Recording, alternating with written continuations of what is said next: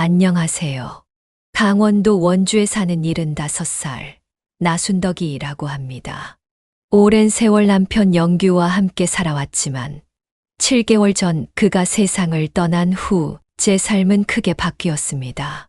오늘은 제가 겪은 상실과 배신, 그리고 다시 일어서는 과정을 솔직하게 들려드리려 합니다. 쉽게 마음을 내어주고 집까지 내어준 어리석은 선택에서 시작해 제 권리와 가치를 되찾기까지의 여정입니다. 제 이야기가 비슷한 상황에 놓인 분들께 작은 용기가 되길 바랍니다. 새벽녘 창문 너머로 스며드는 희미한 빗줄기가 텅 빈 침대 한쪽을 비추는 순간이었다. 눈을 뜨자마자 몸을 반쯤 일으켜 옆자리를 더듬는 버릇은 아직도 남아 있었다. 손바닥에 닿는 것은 차가운 이불뿐. 목소리가 저절로 새어나왔다. 영규 씨, 오늘도 나 잘 지켜보고 있죠? 내 입에서 흘러나온 혼잣말이 적막한 방 안을 맴돌았다. 잠깐이나마 누군가 내 곁에 있는 듯한 착각이 들었다가 금세 한기가 스미듯 가슴 한 구석이 허전해졌다. 침대에서 일어나 슬리퍼를 찾는 동안 발바닥에 닿는 마루의 감촉이 낯설게 느껴졌다. 주방으로 향하는 발걸음마다 나무 마루가 삐걱거리는 소리가 집안을 가득 채웠다. 물을 끓이며 창밖으로 시선을 던졌다. 강원도 원주의 아침은 언제나처럼 고요했다. 당신 살아 있었으면 또 커피 먼저 타줬을 텐데. 포트에서 올라오는 김이 안경에 서렸다. 75의 나이, 나순덕이라는 이름으로 살아온 세월이 문득 허망하게 느껴졌다. 80을 앞둔 노인네가 그저 조용히 늙어가고 있다지만 속은 그렇게 평온하지 않았다. 테이블 위 영규의 사진을 바라보자 갑자기 치밀어 오르는 분노가 목구멍을 타고 올라왔다. 7개월 전 남편이 세상을 떠나기 직전에 했던 그 말 한마디가 귓가에 맴돌았다. 순덕아, 사람 마음은 줘도 되는 거지만 재산은 다 주기 전에 한 번은 내 마음부터 챙겨. 그때는 그저 평소처럼 너무 걱정이 많은 사람이라고 생각했다. 하지만 지금은 그 말의 의미가 온몸에 찌르는 듯한 통증으로 다가왔다. 바보처럼 그의 말을 가볍게 흘려들었던 자신이 원망스러웠다. 커피 향이 부엌을 가득 채울 무렵 창문 너머로 봄바람이 나뭇가지를 살짝 흔들었다. 남편 영규가 떠난 그날도 이렇게 부드러운 바람이 불던 초봄이었다. 마지막 순간들이 영화의 한 장면처럼 눈앞에 펼쳐졌다. 병원에서 돌아온 그가 소파에 앉아 빙그레 웃으며 했던 말. 별거 아니래. 걱정 마. 며칠 약만 먹으면 된대. 그 말을 온전히 믿었던 나는 그것이 마지막이 될 줄 몰랐다. 진단 결과는 간암 말기였고 남편의 상태는 눈 깜짝할 새에 악화되었다. 세상이 너무 빨리 무너져 내렸다. 몸도 마음도 준비할 틈이 없었다. 식탁 의자에 천천히 앉으며 창밖을 바라보았다. 50해 가까이 함께했던 사람이 그렇게 조용히 사라질 수 있다는 사실이 아직도 믿기지 않았다. 거실 구석 그의 안락의자는 여전히 비어 있었고 책장에는 그가 읽다 만 책이 그대로 꽂혀 있었다. 창가에 놓인 화분들은 그가 떠난 후에도 꾸준히 자라고 있었다. 아직도 그의 숨결이 느껴지는 듯한 이 집. 매일 아침 눈을 뜨면 그날의 순간들을 곱씹게 되었다. 가끔은 이 집이 더 이상 집이 아닌 것처럼 느껴질 때도 있었다. 그럼에도 남편과 함께 살아온 시간들이 고스란히 담긴 이 공간만큼은 어떻게든 지키고 싶었다. 벽지를 고르던 날, 마루를 깔던 날, 커튼 색상을 두고 다투던 날, 그 모든 순간이 공기 속에 스며 있는 이곳. 마지막까지 기억하고 머물 수 있는 유일한 안식처였다. 남편이 살아있을 때 우리는 약속했다. 둘 중 하나가 먼저 떠나면 남은 사람은 딸과 함께 살자고. 그 말을 믿었고 딸과 사위도 흔쾌히 받아들였다. 멀리서 들려오는 시계 초침 소리가 귓가를 때렸다. 엄마, 무슨 걱정이세요? 나중엔 저희랑 같이 사셔야죠. 그 말에 마음이 놓였었다. 서랍에서 집 문서를 꺼내며 손이 떨렸던 순간이 생각났다. 이 집을 미리 딸에게 증여했던 것도 그 약속을 믿었기 때문이었다. 조건은 단 하나였다. 집은 줄 테니 나중에 우리 부부가 혼자 남게 되면 같이 살자. 그때 딸 부부는 아무런 망설임 없이 고개를 끄덕였었다. 그런데 남편이 떠나고 나서 모든 것이 달라졌다. 딸의 목소리가 점점 더 낯설어졌다. 엄마, 아직 저희 준비가 안 됐어요. 솔직히 같이 산다는 게 쉬운 건 아니잖아요. 요즘은 실버타운도 잘 돼 있고, 그런데 알아보면 이런 말들이 오갈 때마다 등줄기가 싸늘해졌다. 온몸에 한기가 느껴졌다. 혹시 내가 여기에 낄 자리가 없는 것인가? 혹시 이 집이 더 이상 내 집이 아니게 된 것인가? 그런 생각들이 머릿속을 맴돌았다.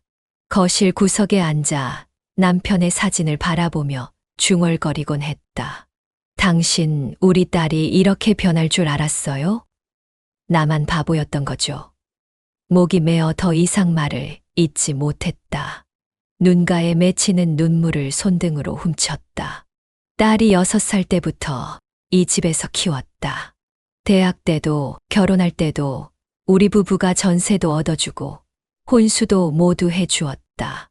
그 모든 순간들을 기억하는 이 집에서 내가 밀려나야 하는 현실이 너무 낯설고 서글펐다. 처음에는 사위가 조심스레 말을 꺼냈다. 부드러운 목소리로 마치 큰 배려를 하는 것처럼 말했다. 장모님, 요즘은 어르신들을 위한 주거 공간도 많아요. 편하게 지내시게 해드리려는 거예요.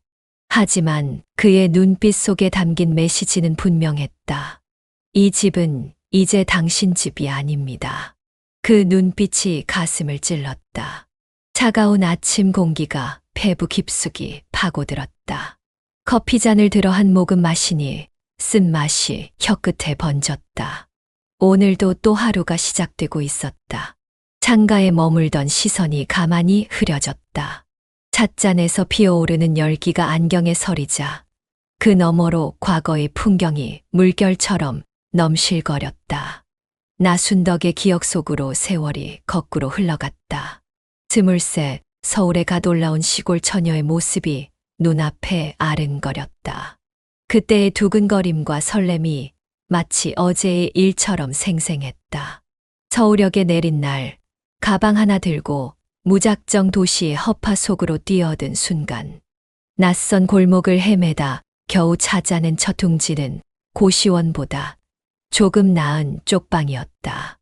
비좁은 계단을 올라 처음 문을 열었을 때 그 냄새가 아직도 코끝에 맴돌았다. 곰팡이 핀 벽지, 바닥에 얼룩진 장판, 그리고 창문 너머로 보이는 회색빛 도시의 풍경. 그 모든 것이 초라했지만 그곳에서 영규와 함께 꿈을 키웠다. 우리 꼭 집 사자.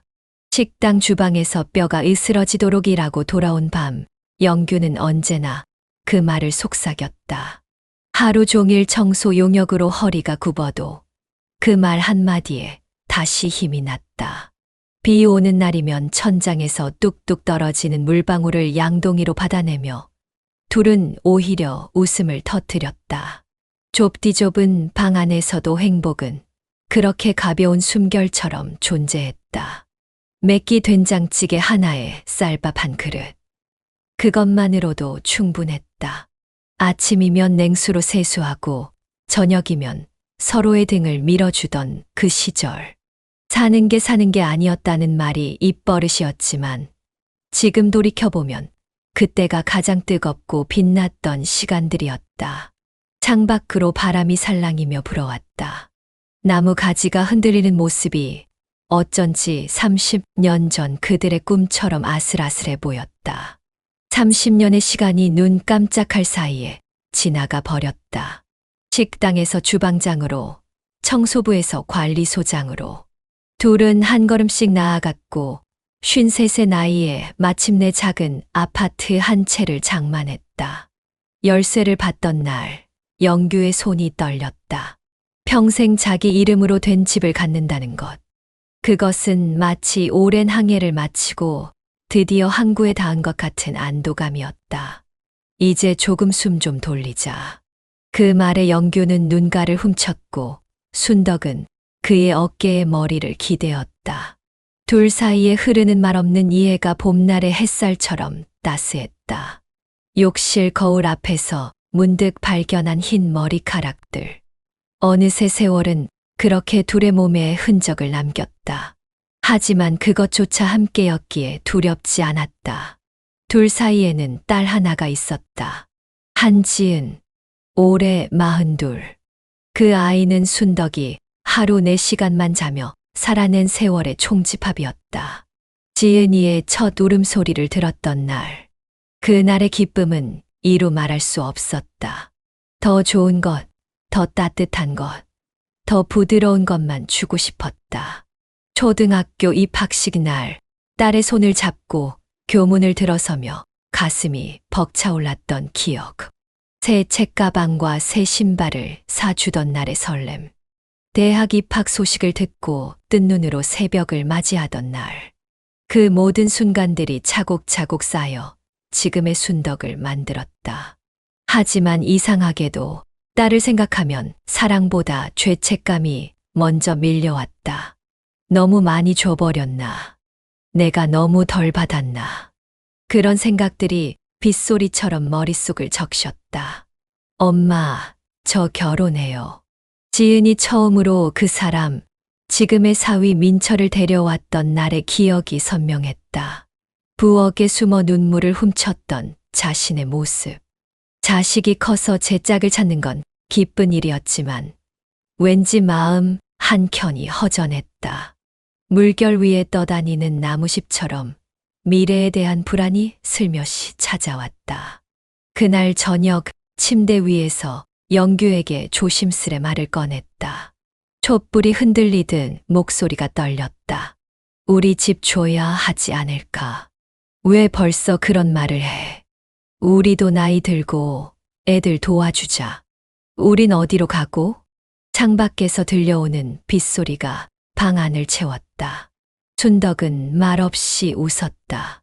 백발이 성성한 영규의 손을 잡으며 작은 목소리로 속삭였다. 나중에 혹시 우리 둘 중 누구 혼자 남게 되면 그땐 지은이랑 살면 되잖아. 집 해주는 대신 그 약속은 꼭 받아야 해. 사위가 고개를 끄덕였고 지은도 엄마 당연하지 라며 웃으며 말했다. 그 한마디가 전부였다. 그 순간의 가벼움이 얼마나 무거운 결과를 가져올지 아무도 알지 못했다. 서류에 도장을 찍던 날 손끝이 떨렸다. 평생 모은 재산, 삶의 안식처를 내어주는 순간이었다. 하지만 그때는 그것이 순수한 사랑의 표현이라고 생각했다. 얼마나 순진했는지 그 한마디로 평생을 내어주게 될 줄은 정말 몰랐다. 집을 넘기고 얼마 지나지 않아 영규가 아프기 시작했다. 아침 식사 때 수저를 들다가 갑자기 멈추는 모습. TV를 보다가 얼굴을 찡그리는 순간들. 처음엔 대수롭지 않게 넘겼다. 소화가 잘 안 된다. 몸이 찌뿌둥하다. 그런 말들이 일상적인 불평처럼 들렸다. 그러다 어느 날 통증을 견디지 못하고 병원에 갔다. 진료실에서 나오는 영규의 얼굴이 창백했다. 손에 쥔 진단서를 바라보는 눈빛이 흔들렸다. 간암입니다. 이미 말기입니다. 그 순간 순덕의 귀가 먹먹했다. 세상의 모든 소리가 한순간에 사라진 것 같았다. 숨도 안 쉬어지고 시간이 멈춘 듯 했다. 이 사람과 더 많은 계절을 살 줄 알았는데, 이 집에서 둘이 늙어갈 줄 알았는데, 가을 낙엽처럼 순간에 모든 계획이 흩어졌다. 병원 복도를 걸으며 맞잡은 손. 그 손의 온기가 점점 약해졌다. 알 수 없는 약 냄새와 소독약 냄새가 코를 찔렀다. 하얀 시트 위에 누운 영규의 모습이 점점 작아져 갔다. 몇 주 만에 영규는 손을 놓았다. 자식보다 더 오래 같이 있었던 사람. 가장 많은 시간을 함께 보낸 사람. 그런 사람이 이렇게 갑자기 사라질 수 있다는 것이 믿기지 않았다. 장례식장의 조명은 너무 밝았다. 검은 옷을 입은 사람들 사이에서 순덕은 마치 유리관 속에 갇힌 듯 했다. 모든 소리가 먼 바다 너머에서 들려오는 것 같았다. 집으로 돌아온 첫날, 텅 빈 집안을 바라보며 중얼거렸다. 당신 없는 집은 너무 크다. 그렇게 말하며 멍하니 베란다를 바라보았다. 빈 의자, 늘 거기 앉아 신문을 읽던 영규의 모습이 환영처럼 보였다가 사라졌다. 차가운 바람이 커튼을 흔들었다. 그래도 지은이가 있으니까, 딸이 있으니까 우리의 마지막 약속은 지켜질 거라 믿었다. 영규와 나눈 그 약속이 마지막 희망의 끈이었다. 하지만 그게 시작이었을 줄은, 이 집이 더 이상 순덕의 안식처가 아닐 줄은 그때는 정말 몰랐다. 창밖으로 저물어가는 햇살이 방 안에 긴 그림자를 드리웠다. 시직의 소리만이 정막을 깨뜨리며 끊임없이 흘러갔다. 과거의 기억에서 빠져나와 다시 현실로 돌아온 순덕의 눈가에 물기가 맺혔다. 고개를 들어 따스한 오후의 햇살을 맞으며 깊은 숨을 내쉬었다. 오전의 햇살이 시장 골목을 따스하게 비추었다. 나순덕은 채소 좌판 앞에서 깨씹 한 단을 들어 올려 잎이 상하지 않았는지 꼼꼼히 살폈다. 두툼한 손가락으로 잎을 하나하나 넘기며 진한 향기를 맡았다. 입가에 잔잔한 미소가 번졌다. 깨씹찜. 지은이가 어릴 때부터 좋아하던 반찬이었다. 그 기억 하나만으로도 시장을 돌며 걷는 발걸음이 가벼워졌다. 아줌마, 이거 두부도 갓 나왔어요. 호객 소리에 고개를 돌리니 하얀 두부가 물방울을 맺고 있었다. 얼마 전 생협에서 산 두부보다 더 싱싱해 보였다. 순덕은 지갑에서 돈을 꺼내며 고개를 끄덕였다. 손에는 며칠 전 생협에서 산 싱싱한 두부와 이제 막 산 깨씹 한 단이 들려 있었다. 사실 자기 입으로 들어갈 것도 아니었다. 애들 좋아하잖아. 깨씹찜. 그 생각 하나로 일주일에 한 번은 집 근처를 돌게 되었다. 시장을 빠져나와 막 골목길로 들어서는데 옆구리가 묵직하게 아파왔다. 잠시 담벼락에 기대어 숨을 고르며 하늘을 올려다보았다.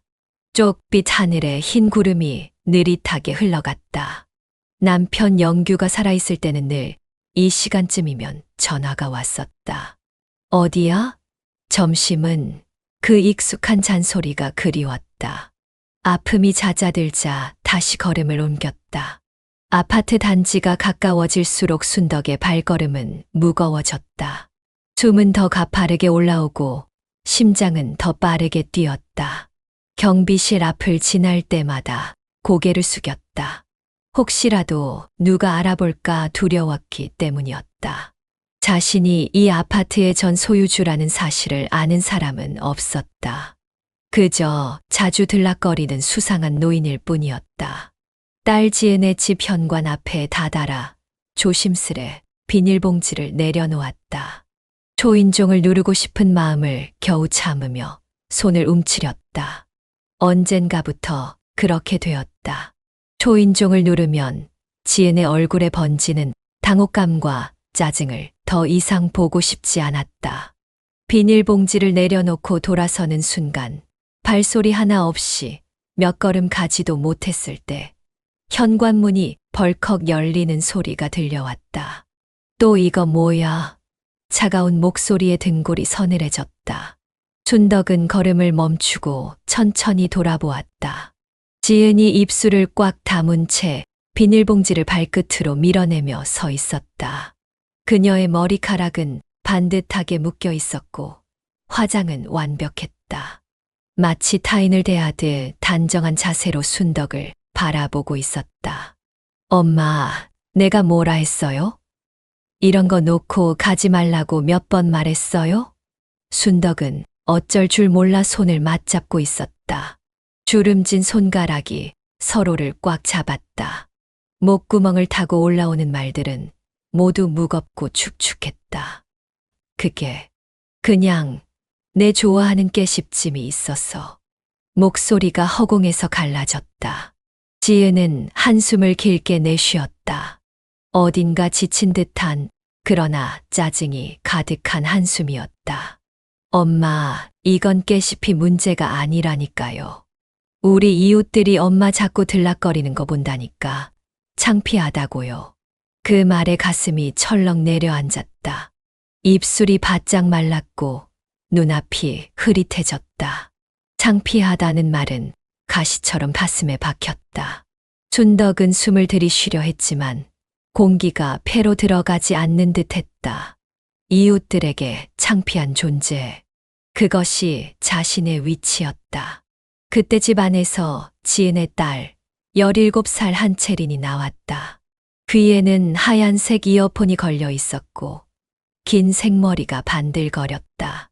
이어폰을 끼고 있던 채린은 할머니를 흘겨보며 말했다. 아, 또 왔어. 우리 집이 무슨 무료급식소야? 지은은 아무 말도 하지 않았다. 오히려 입꼬리만 살짝 올렸다. 그 표정이 묘하게 순덕의 마음을 찔렀다. 마치 공모자처럼 딸과 손녀는 하나가 되어 순덕을 향해 섰다. 순덕은 무너지듯 허리를 숙였다. 몸이 점점 작아지는 것 같았다. 햇살 아래서도 온몸의 한기가 느껴졌다. 그래, 미안하다. 다시는 안 올게. 그 말이 떨어지기도 전에 채린이 툭 쏘아붙였다. 그래 놓고 또 올 거잖아. 할머니들 왜 그래 진짜. 말끝이 가시 같았다. 순덕은 들고 있던 장바구니를 꼭 쥐었다. 가죽 손잡이에서 삐져나온 실밥이 손등을 찔렀지만 아프지 않았다. 그보다 마음이 더 아팠다. 손녀의 말에 담긴 경멸이 순덕의 모든 자존감을 무너뜨렸다. 지은은 딸의 어깨를 감싸며 문 안으로 들어갔다. 딸이 자기 등을 돌려 들어가는 걸 보면서 순덕은 조용히 중얼거렸다. 그래, 창피하지. 내가 창피한 존재지. 근데 그 집 엄마가 다 해준 건데. 입가에 떨림이 번졌고 눈물은 참았지만 목이 너무 아팠다. 굳은 매듭이 목구멍을 조이는 듯했다. 돌아서는 순덕의 그림자는 길게 늘어져 건물 벽에 드리워졌다. 돌아오는 길, 순덕은 어깨를 잔뜩 웅크리고 골목길을 걸었다. 살랑이는 봄바람이 뺨을 스쳤지만 따뜻하지 않았다. 오히려 서늘했다. 옆으로 지나가는 사람들의 웃음소리가 귓가를 때렸다. 모든 소리가 환하고 밝은데 왜 자신만 이토록 어둡고 초라한지 이해할 수 없었다. 버스에 오르며 창가에 앉았다. 흔들리는 버스 창 너머로 도시의 풍경이 흐려졌다. 나무, 건물, 사람들. 모든 것이 물감처럼 번졌다. 손등으로 슬며시 눈가를 훔쳤다. 빠르게 지나가는 풍경 속에서 문득 자신의 인생이 보이는 듯했다. 빠르게, 그리고 아무도 기억해주지 않는. 버스를 타고 다시 경기도 외곽의 여관방으로 돌아온 건 저녁 무렵이었다. 좁은 방 안으로 들어서자 익숙한 곰팡이 냄새가 코를 찔렀다. 한 달 전부터 이곳이 그녀의 집이었다. 아파트를 딸에게 넘기고 남편이 떠난 후 딸 부부의 눈치를 보며 지내다 결국 이곳으로 나오게 되었다. 당분간만 이러고 있자 했지만 그 당분간이 점점 길어지고 있었다. 커피포트에 물을 올리고 벽에 붙은 사진을 한참 바라보았다. 남편 영규와 함께 웃고 있는 사진. 바다를 배경으로 찍은 그 사진 속에서 두 사람은 행복해 보였다. 이제는 다시는 볼 수 없는 웃음이었다. 그때만 해도 그 집이 우리 인생 마지막 선물이라고 믿었었다. 그 사람 있었으면 이 꼴은 안 봤을 텐데. 그 말에 허탈한 웃음이 나왔다. 영규가 있었다면 지은이도 사위도 이렇게 나오지는 않았을 것이다. 춘덕은 천천히 서랍 안에서 노란 파일 하나를 꺼냈다. 손길이 망설임 없이 움직였다. 마치 오래전부터 이 순간을 예상하고 준비해온 것처럼. 거기엔 오래전부터 정리해두었던 서류들이 차곡차곡 들어있었다. 집 등기부 등본 복사본, 가족관계 증명서, 그리고 한 통의 편지. 춘덕은 그 편지를 꺼내 펼쳤다. 누렇게 변색된 종이 구겨진 자국이 말해주는 것은 이 편지가 여러 번 읽혔다는 것이었다. 남편이 돌아가기 몇 달 전 손수 적어두었던 편지였다. 영규의 단정한 글씨체가 흐릿한 조명 아래서도 선명했다. 춘덕아, 혹시 내가 먼저 가면 너 혼자 힘들 거야. 그럴 땐 이 서류대로 해. 믿어도 되는 변호사야. 절대 애들한텐 말하지 말고 너만 알아. 그때는 그냥 눈물로 접어넣었지만 지금은 그 의미가 너무 선명했다. 영규는 알고 있었던 것이다. 딸 지은의 차가운 눈빛과 말을. 그리고 홀로 남을 순덕을. 남편은 모든 것을 예견했던 것이다. 창밖으로 달이 떠오르고 있었다. 희미한 은빛 달빛이 작은 방 안으로 스며들었다. 춘덕은 조용히 숨을 들이켰다. 작은 손으로 편지를 접으며 속삭였다. 이젠 나도 좀 지켜야겠어. 내 마음도, 내 인생도. 결심이 가슴에 단단하게 자리 잡았다. 이제는 더 이상 물러설 곳이 없었다.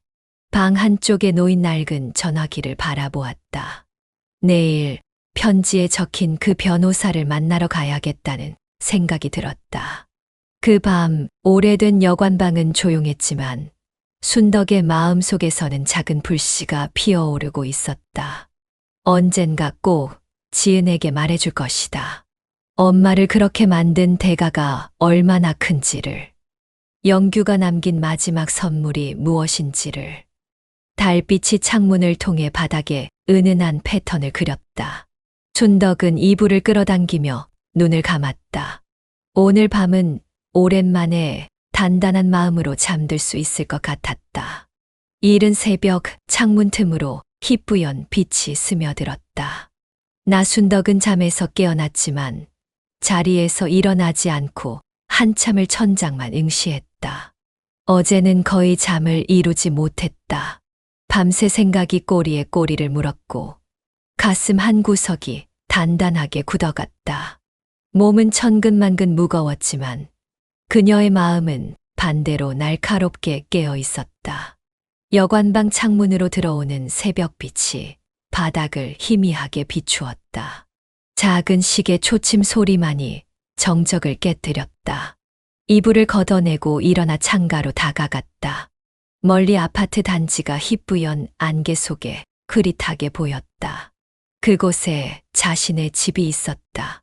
아니, 이제는 딸의 집이 되어버린 그곳. 나만 이렇게 참고 살면 끝까지 저렇게 나오겠지. 혼잣말처럼 내뱉은 그 한마디에 스스로 고개를 끄덕였다. 더 이상 물러설 곳도 물러설 이유도 없다는 깨달음이 새벽 공기처럼 차갑게 들이쉬어졌다. 작은 탁자 위에 놓인 커피잔을 집어들고 한 모금 마셨다. 이미 식어버린 커피가 쓴맛을 남겼다. 천천히 서랍 속 노란 파일을 다시 꺼냈다. 남편 영규가 남긴 편지와 함께였다. 종이를 만지는 손가락이 미세하게 떨렸다. 편지에는 생전 그가 직접 만나며 신뢰를 쌓아왔던 법무법인 청산의 담당자 이름과 번호가 단정한 글씨체로 적혀 있었다. 춘덕은 전화기를 들고 숫자를 하나하나 눌렀다. 수화기 너머로 들려오는 신호음이 마치 심장 박동처럼 들렸다. 법무법인 청산입니다. 안녕하세요. 고 강영규 씨 소개로 연락드립니다. 목소리가 떨렸지만 의지는 확고했다. 통화가 끝나고 순덕은 오랜만에 정성껏 화장을 했다. 낡은 옷장에서 가장 깨끗한 정장을 꺼내 입었다. 거울 속 자신의 모습을 바라보았다. 주름진 얼굴, 희끗한 머리카락, 하지만 눈빛만은 젊은 시절처럼 단단했다. 그날 오후 순덕은 조용히 서울 시내 한복판의 한 사무실에 들어섰다. 번쩍이는 유리문을 열자 차가운 에어컨 바람이 얼굴을 스쳤다. 사무실은 깔끔하고 현대적이었다. 벽에 걸린 액자들, 정돈된 책상, 그리고 굉장히 비싸 보이는 가죽 소파. 앉아있던 회색 정장 차림의 40대 후반 남성은 순덕을 보며 자리에서 일어났다. 어르신, 기다리고 있었습니다. 그래요. 그 사람 말 듣고 왔어요. 시간이 좀 걸렸네요. 조용히 미소 지으며 앉은 순덕의 손엔 그 노란 파일이 들려 있었다. 테이블 위에 조심스레 파일을 내려놓았다. 오랫동안 품어온 비밀을 내어놓는 듯한 느낌이었다. 딸에게 미리 집을 줬는데 이제는 저를 밀어내려고 하네요. 법적으로 가능한 게 있을까요? 변호사는 안경 위로 서류를 훑어보다 천천히 고개를 끄덕였다. 창문으로 들어오는 햇살이 서류 위에 반사되어 눈부셨다. 가능합니다. 어르신께서 생전에 거주하신다는 조건으로 증여하신 거죠. 그럼 효력이 아직 살아 있습니다. 거주권 주장, 증여 무효 소송까지도 가능합니다. 그 말을 듣는 순간 순덕의 가슴에 무언가 단단한 것이 자리 잡았다. 희망이라기보다는 결의에 가까웠다. 처음으로 제대로 된 숨을 내쉬었다. 어깨를 짓누르던 무게가 조금은 가벼워지는 듯했다. 그래요. 이제 뭔가를 해야겠다는 생각이 들어서요. 변호사의 펜이 종이 위를 춤추듯 움직였다. 사무실의 조명이 창백했지만 순덕의 마음속에는 작은 불씨가 타오르고 있었다. 사무실을 나서며 하늘을 올려다보았다. 오후의 햇살이 눈부시게 빛났고 걸음이 전보다 가벼워진 것 같았다. 며칠 뒤 지은에게 등기우편이 도착했다. 내용 증명이었고 발신인은 바로 어머니 나순덕. 봉투를 뜯는 지은의 손가락이 서둘렀다. 거기엔 법률 용어로 꽉 채워진 내용이 적혀 있었다. 본인은 현재 기거 중인 집에서의 거주권을 유지하고자 하며 본집은 본인의 의사에 반하여 처분할 수 없습니다. 이에 위반할 시 법적 대응을 할 예정임을 알려드립니다. 내용 증명을 읽은 지은의 얼굴이 창백해졌다. 손이 미세하게 떨렸다. 서둘러 전화기를 들고 어머니의 번호를 눌렀다. 수화기 너머로 들려오는 신호음이 길게 이어졌다. 지은의 표정이 굳어졌고 눈가가 좁아졌다. 엄마, 이게 뭐야? 무슨 내용 증명이야? 지금 우리 집에서 나가라니까 뭐 잘 알아들어? 목소리가 날카롭게 떨렸다. 반면 순덕의 목소리는 놀라울 정도로 차분했다. 마치 오랫동안 준비해온 말을 꺼내는 것처럼. 거긴 아직 내 집이기도 하다. 그 사람하고 같이 지은 집이니까. 지은의 목소리가 더 커졌다. 방 안을 울리는 소리에 벽이 떨리는 듯했다. 아, 진짜 왜 이렇게 피곤하게 해? 차라리 그냥 요양원 들어가. 그게 서로 편하잖아. 그 말에 순덕은 아무런 대꾸도 하지 않고 조용히 전화를 끊었다. 전화기를 내려놓는 그녀의 손등에 푸른 핏줄이 도드라졌다. 한동안 창밖만 바라보다가 다시 한번 전화기를 들었다. 이번에는 변호사에게 연락했다. 진짜로 시작합시다. 그 말은 결심이라기보다는 선언에 가까웠다. 수화기 너머 변호사의 목소리가 단호하게 들려왔다. 창밖으로 보이는 하늘이 갑자기 더 푸르게 느껴졌다. 그로부터 며칠 후 집 앞엔 법원의 등기부처가 도착했다. 증여 무효 소송이 접수됐고 가처분 신청도 같이 이뤄졌다. 춘덕의 거주권은 일시적으로 법적으로 보호받게 됐다. 그 문서가 지은의 손에 들려 있을 때 그녀의 얼굴은 마치 설이 맞은 꽃처럼 창백했다. 그때부터 지은은 집을 팔 수 없게 됐다. 애초에 시세 차익을 보고 부동산에 넘기려던 계획은 전면 중단됐고 대출을 갚기 위해 미리 땡겨 쓴 카드값도 문제였다. 그 집을 담보로 걸어놨던 돈줄이 끊긴 것이다. 지은의 얼굴에는 하루가 다르게 피로의 그림자가 드리워졌다. 춘덕은 작은 여관방에서 가끔 창밖을 바라보곤 했다. 얼마 전부터 봄꽃이 피기 시작했다. 작은 나무들이 새순을 틔우는 모습이 마치 자신의 모습 같았다. 오랜 겨울을 견디고 다시 피어나는. 며칠 지나지 않아 지은의 목소리가 달라졌다. 전화기 너머로 들려오는 그 목소리는 이전과는 달리 부드러웠다. 마치 예전에 아픈 순덕을 간호하던 때처럼. 엄마, 그게 내가 조금 예민했었나 봐. 요즘 스트레스가 많아서 미안해요. 춘덕은 그 말에 눈을 감고 조용히 웃었다. 웃음 속에는 쓸쓸함과 안도가 뒤섞여 있었다. 그래, 너도 애 키우느라 힘들지. 근데 엄마도 힘들었다. 너희 아빠 가고 나서. 지은은 말끝을 흐렸지만 속은 이미 조급했다. 목소리에서 진심보다는 계산이 느껴졌다. 춘덕은 그것을 놓치지 않았다. 오랜 세월 함께한 딸의 목소리에서 어떤 변화도 감지할 수 있었기 때문이다. 며칠 후 또다시 변호사 사무실로 온 순덕은 천천히 남편의 유언장을 책상 위에 꺼내놓았다. 오후의 햇살이 서류 위에 황금빛 무늬를 만들어냈다. 이건 그 사람이 남기고 간 거예요. 딸이 이런 줄 알았다면 진작에 썼겠죠. 변호사는 미간을 좁히며 서류를 살폈다. 그리고 천천히 고개를 끄덕였다. 어르신, 이걸 근거로 집 소유권을 완전히 되찾는 것도 가능합니다. 춘덕은 그 말을 듣고도 조용했다.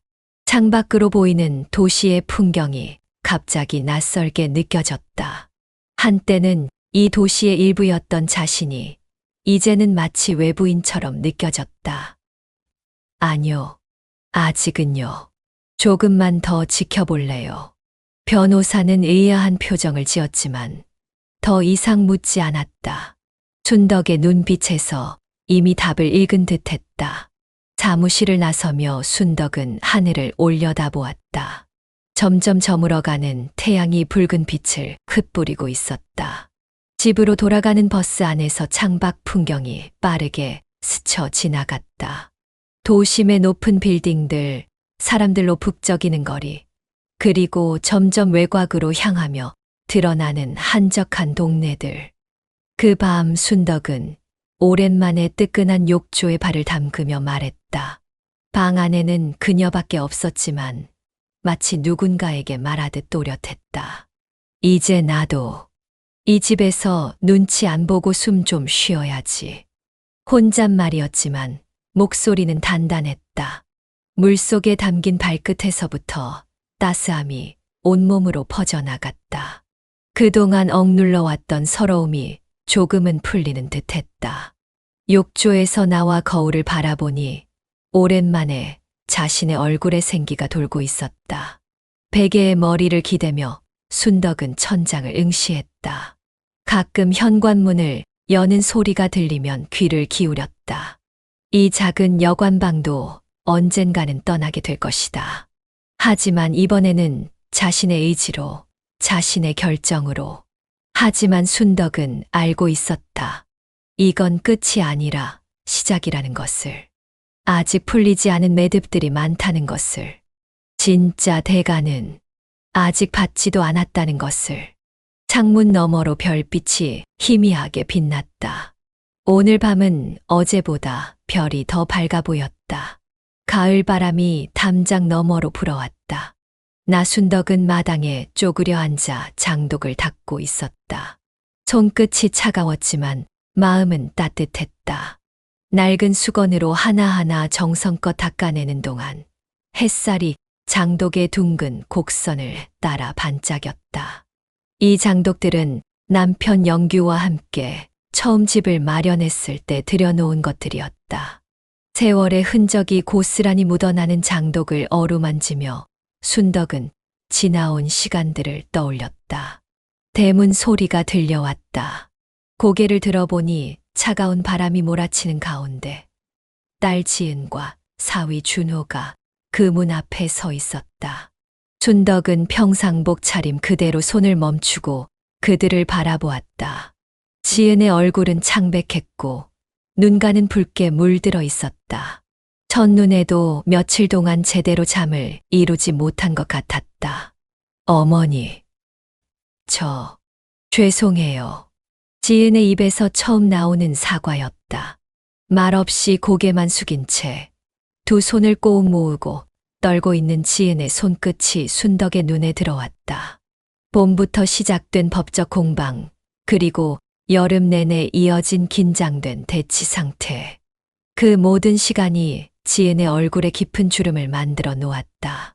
그 뒤에 서 있는 준호도 멋쩍은 얼굴로 연신 고개를 숙이고 있었다. 처음엔요, 그냥 감사한 줄만 알았어요. 근데 그게 익숙해지니까 어머니가 왜 거슬렸는지 모르겠어요. 정말 미안해요.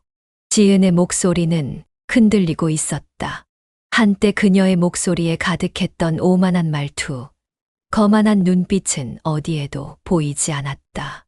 바람에 흩날리는 머리카락을 귀 뒤로 넘기며 지은은 계속해서 말을 이어갔다. 사실 집 팔고 나서 많이 힘들었어요. 다른 집에선 우리한테 잘해주는 사람이 없더라고요. 어머니가 그동안 어떻게 참으셨는지 이제야 조금은 알겠어요. 법적 조치 이후 지은 부부는 집을 팔 수도 없었고 결국 더 작은 전세로 이사를 해야 했다. 그곳에서 그들은 처음으로 타인의 집에서 사는 경험을 했다. 새벽부터 들려오는 윗집 발소리, 간섭하는 집주인, 그리고 아무도 반갑게 맞아주지 않는 낯선 공간. 그것이 지은에게는 첫 번째 시련이었다. 사위 준호도 고개를 끄덕이며 덧붙였다. 그의 목소리는 이전보다 낮고 공손했다. 다시는 그런 짓 안 할게요. 정말 부끄럽습니다. 기회를 한 번만 주세요. 도와드릴게요.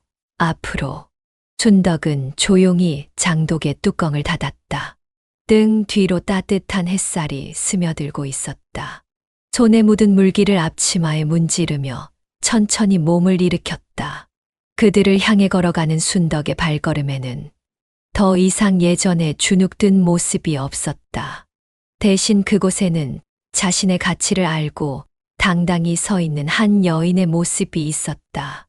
마리아, 쉽게 할 수 있어. 진짜 바뀌는 건 시간도 걸리고 용기도 필요해. 순덕의 목소리는 차분했지만 단호했다. 지은이 울컥하며 고개를 떨궜고 준호도 연신 네 맞습니다. 를 되뇌었다. 마당 한쪽에 놓인 나무 벤치로 그들을 이끈 순덕은 천천히 앉았다. 햇살이 얼굴을 비추자 그녀의 눈가에 서린 주름이 더욱 뚜렷해 보였다. 순덕은 큰 소리도 눈물도 없었다. 다만 아주 오래전부터 준비해 둔 듯한 말투로 이야기했다. 그 목소리에는 몇 달 동안의 법적 공방을 통해 얻은 단단함이 묻어 있었다. 이 집은 팔았어. 너희가 생각하는 집이 아니야. 이제 난 여기서 내가 원하는 삶을 살 거다.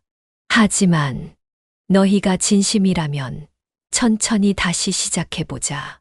순덕의 손이 지은의 손을 찾아 살며시 잡았다.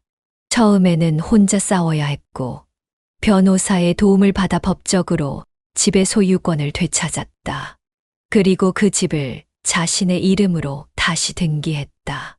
그것은 단순히 재산을 되찾는 것이 아니라 자신의 삶에 대한 주도권을 되찾는 과정이었다. 지은은 갑자기 울음을 터뜨렸다. 어린 시절 투정 부리던 목소리로 속삭였다. 엄마, 진짜로 미안해요. 정말 잘할게요. 가을 바람이 마당을 가로질러 불어왔다. 담장 너머 울긋불긋 물든 단풍잎이 하나둘 떨어지며 마당을 수놓았다. 순덕은 딸의 등을 토닥이며 자리에서 일어났다.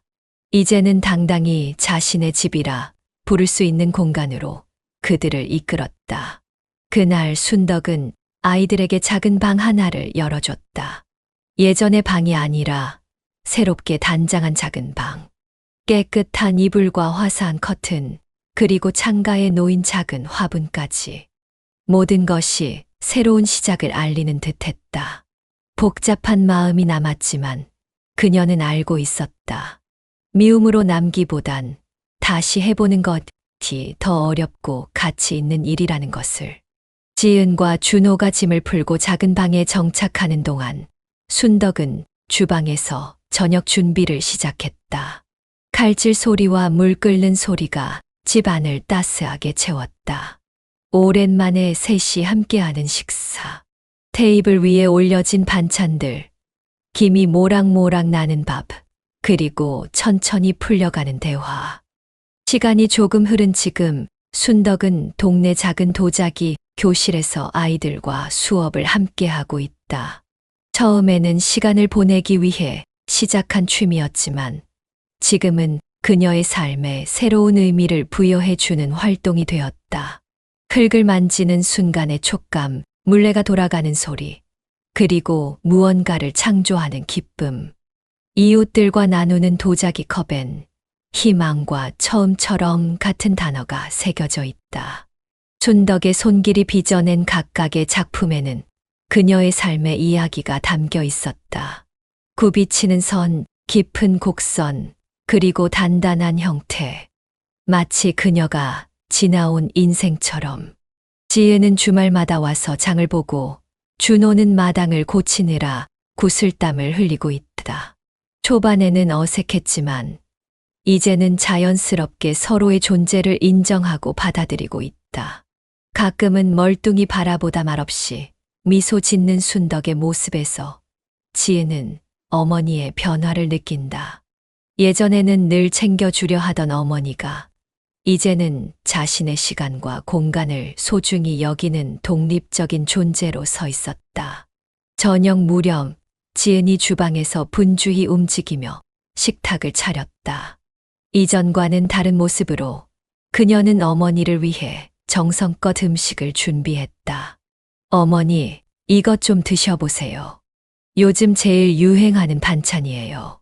지은이 내민 접시를 보며 순덕은 말했다. 그녀의 눈가에 잔잔한 웃음이 맴돌았다. 그걸 내 손으로 직접 만들었다는 게 제일 유행이겠다. 세 사람의 웃음소리가 잔잔한 오후 공기 속에 퍼졌다.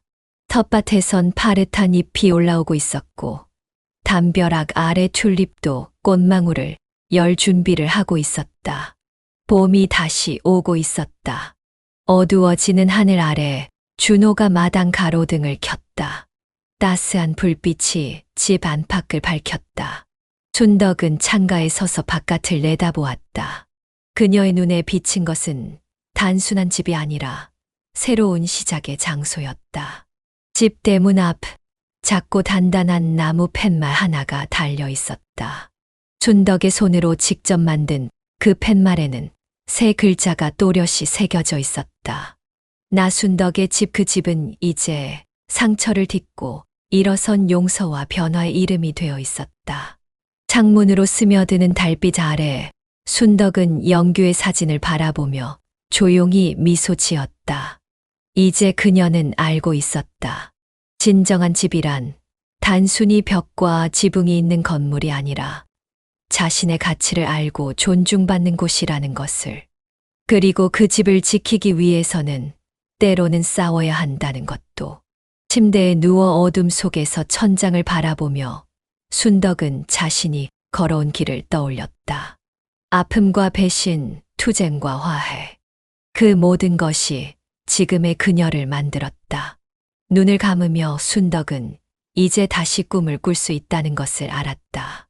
그리고 그 꿈 속에는 더 이상 두려움이 없었다. 순덕은 창가에 앉아 노을이 저무는 하늘을 바라보았다. 그녀의 얼굴에 시간이 새긴 주름은 이제 지혜의 흔적으로 빛났다. 손에는 따뜻한 차 한 잔이 들려 있었다. 무엇을 주고 무엇을 지킬 것인지 그 경계를 찾는 일은 나이가 들수록 더 중요해진다는 것을 순덕은 이제야 깨달았다. 사랑이란 무조건적인 내어줌이 아니라 서로의 존엄을 지키며 함께 성장하는 것임을. 가족이라는 이름으로 자신의 가치를 잃어버리는 순간 진정한 가족의 의미도 함께 사라진다는 것을. 세월은 많은 것을 가져가지만 또한 많은 것을 선물한다. 순덕에게 그것은 자신을 지킬 용기였다. 진정한 사랑은 때로 단호함을 필요로 한다. 스스로를 존중할 때 비로소 타인도 우리를 존중하게 된다는 단순하지만 깊은 진리를. 창밖에서 들려오는 지은과 준호의 웃음소리가 저녁 공기에 섞여 들려왔다. 순덕은 미소 지었다. 상처는 치유되고 용서는 새로운 시작이 되었다. 하지만 그 시작은 자신을 지키는 용기에서 비롯되었다는 것을 순덕은 결코 잊지 않을 것이다. 내 집, 내 마음, 내 삶. 그녀는 조용히 속삭였다. 이제는 더 이상 부끄럽지 않은 당당한 목소리로. 이 감동적인 이야기가 마음에 드셨다면 채널 구독과 좋아요, 그리고 알림 설정을 통해 더 많은 오디오북 콘텐츠를 만나보세요. 여러분의 작은 관심이 더 풍성한 이야기로 찾아뵙는 원동력이 됩니다. 다음 이야기로 찾아뵙겠습니다. 함께 해주셔서 감사합니다.